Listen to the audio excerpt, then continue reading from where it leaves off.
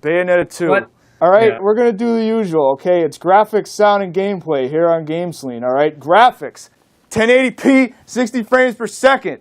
Did anybody expect that out of the Wii U at this point? Yeah. Probably not. Like I was just going to say, Chris, what a platform is this for? This is for the Nintendo Wii U. So, This is literally one of the 10 games for the Wii U. We can get into that at the end. I got a whole thing on that, so we'll get to that. Don't worry.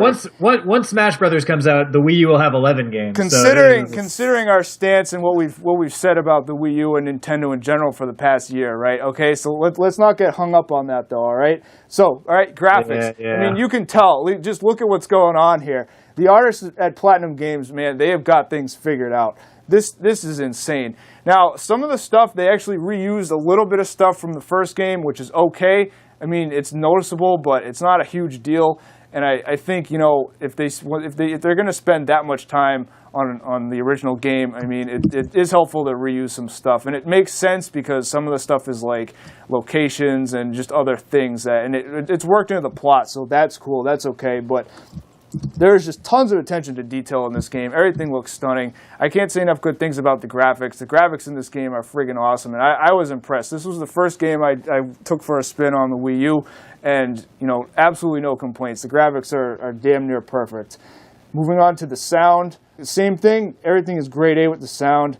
The sound effects are awesome. Now, as far as the soundtrack, if you played the original Bayonetta, you would know that the music is one of the standout features in that game, and it's the same thing here. And again, with the reuse, there's a couple tracks that they reused. In particular, they used the music for the Gates of Hell bar, and there's a couple other tracks that they reused, like battle music and stuff. But it works into the plot again. So if you play this and you played the first one, you'll notice that. But there is, of course, new music, which is good, and you know, the voice acting. There's definitely some standout characters here, but I particularly like Helena Taylor's voice acting with Bayonetta. It's awesome. So, no complaints on the sound either. Everything is great. Let's move on to the gameplay. Platinum Games, if you're familiar with the stuff they've been doing in the last, 5 or so years, these guys are pretty much experts at the action game genre. Now, the first thing I want to mention here with Bayonetta 2 is the controls.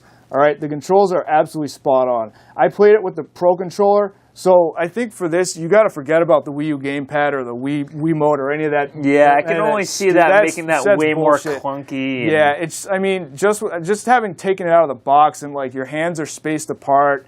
And there's really no reason to use the gamepad because all it does is double what's actually on if you're playing it with the unless you need to take the gamepad away and play it off the TV. Yeah. Then fine. But all it's doing is doubling what's already on the TV, so it's stupid. Sometimes it can be distracting. Yeah, and that's the thing. Like I was gonna mention too. Like a lot of times when I played it, like I'd have the gamepad in the cradle.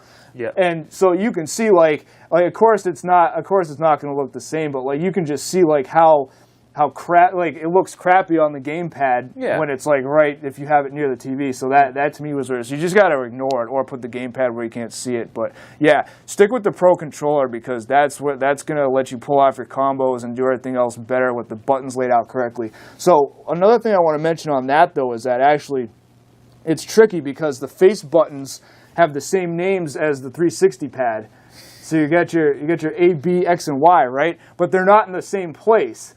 So the friggin' prompts will come up, and you're like, oh shit! And if you spent a lot of time on the 360, you go to hit it, and it's not the same. So it's not in the same spot. So you're like, oh shit! But what they do is like it'll show like the prompts appear in a circle, and it'll show you shows you where what part of it that the button is actually in addition to telling you like which one it's supposed to be. Yeah. So that takes a little bit of adjustment, but. Nothing major. I did screw it up a couple times though when I was like, oh shit, like this isn't the 360 pad. Yeah. So be aware of that. The enemies in this game, the enemies are plenty challenging. You've got to dodge and get your witch time working effectively. The game is not just beating up on hordes of enemies though. There's some platform type stuff which the original game had. There's also a section where you pilot a mech. That's wicked cool. And there's a bunch of stuff in there that mixes it up again, similar to the first game. When you go to the Gates of Hell, there's plenty of items and upgrades to buy.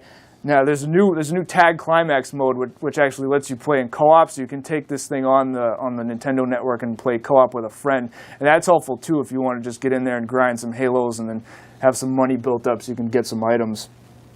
Of course, there's multiple difficulties, so I think, I very rarely go back. Like, if I play a game and finish it, like, that's usually it, bam, on to the next one. But this one I might go back and try and unlock some stuff and do some of the extra stuff by playing on the other difficulties. Yeah, I'm assuming you played it on the hardest, on hard No, mode. the hardest difficulty isn't unlocked at the beginning. So I think there's 3 difficulties, and then it unlocks, I think, 1 or 2 more. So I got to check that out. But there's other stuff in there too. There's challenges and there's other things like you can miss. Like there's sections of the level that you can actually miss if you don't like explore and like go poke around in each thing. So you got to go back and like you get rated on each like individual part. Like each group of enemies is a verse. So you'll get a score based on that, and depending on how quickly and how well you do, it'll give you a score. So, and that's a carryover too. It was exactly the same way in the first game. If you want to talk about new weapons, of course, there's new weapons. There's samurai swords. I believe there were swords in the original game, but now there's a bow and arrow. There's chainsaws. There's a whip. There was a whip in the original one, but this is a different take on it. There's a scythe. In this now, you get this ridiculous scythe with multiple blades. It moves around. It's friggin' insane. It's like you see her like she runs around with it. It's like nothing in this game makes sense. Is pretty much the theme. Like it's just as over the top and insane as they can make it, and that's what makes this game all chaotic. that's what makes it stand out, and that's what makes it awesome.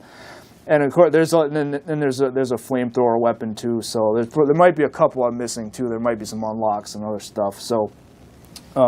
Before I wrap up the gameplay, I'll mention that the story does kind of take a backseat to the gameplay, but what they did do with the story I thought was pretty interesting. Of course, obviously it's a continuation from the first time around, but they do some interesting stuff there, and it definitely doesn't get boring at any time. As I mentioned, there's plenty of replay value. I'll probably go back and try it on a different difficulty.